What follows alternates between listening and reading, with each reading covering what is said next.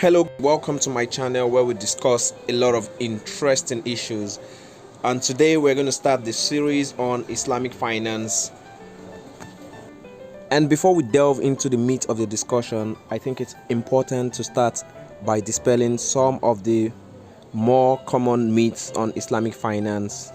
My name is Salah Razak and I am your host on this channel.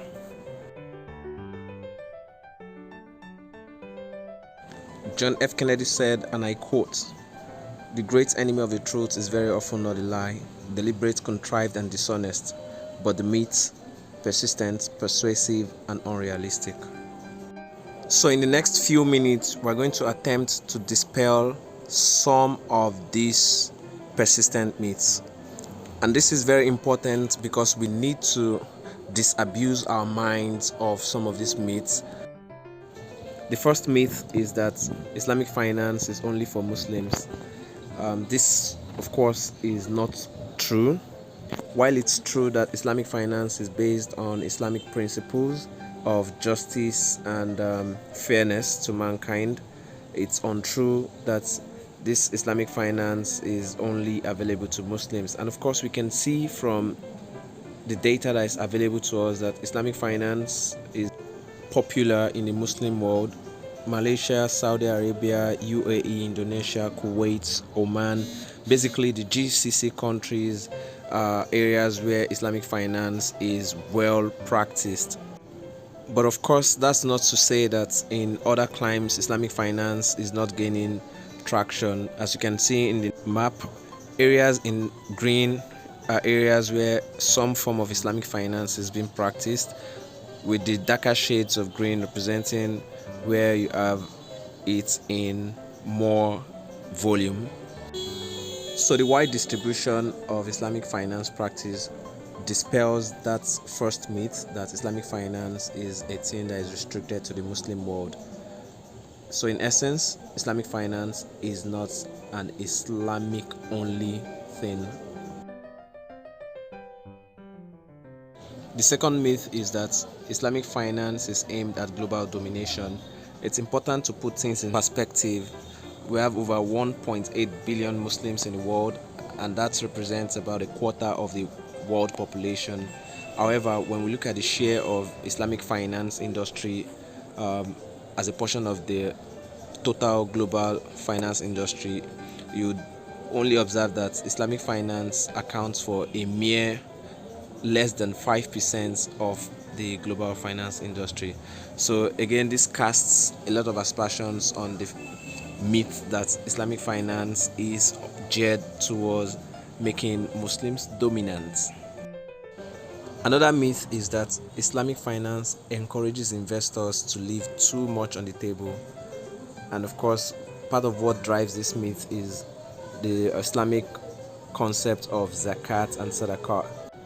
Zakat is the compulsory alms that must be paid out of the wealth of a Muslim as long as the wealth meets the necessary conditions for zakat, whereas sadaqah is a voluntary alms given by any Muslim.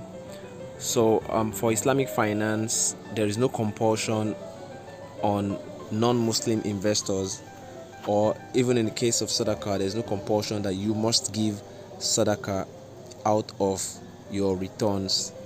So this is a myth that is being peddled around by a lot of people to discourage investors from Islamic forms of finance. Also, the fact that in Islamic finance there are a lot of restrictions on transactions that are permissible or impermissible. Because of that, a lot of people feel these restrictions have a way of taking away from the potential returns that investors could make from transactions, and that's why the rumor or the myth is that once you engage in Islamic finance, you leave too much on the table for others. But again, this is a myth.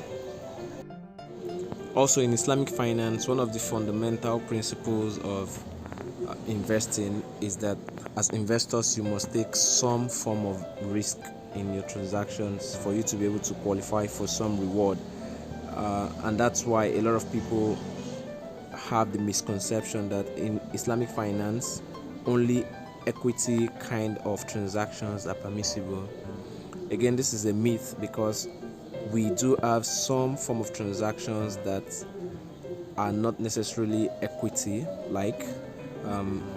Again, we're going to elaborate on this when we get to discussions on specific structures of Islamic finance. One of the more laughable myths on Islamic finance is that it is a camouflage for terrorism financing. And this myth gained a lot of ground post 9/11. Again, why it's clear that Islam does not encourage any form of terrorism.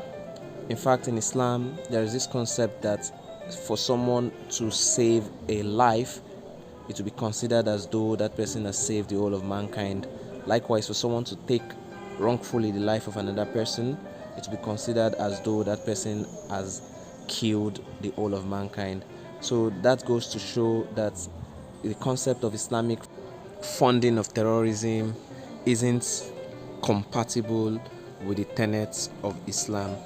And of course, there's no concrete evidence that shows that more terrorism has been financed through Islamic finance means. So guys, here you have it, a compilation of 5 striking myths that people have concerning Islamic finance. And of course, if you do have some more, you can share them in the comment section. So in the next series, we're going to be looking at Islamic finance fundamentals, where we will discuss the principles of Islamic finance. Until then, see you later. Please do not forget to like this video and subscribe for more content.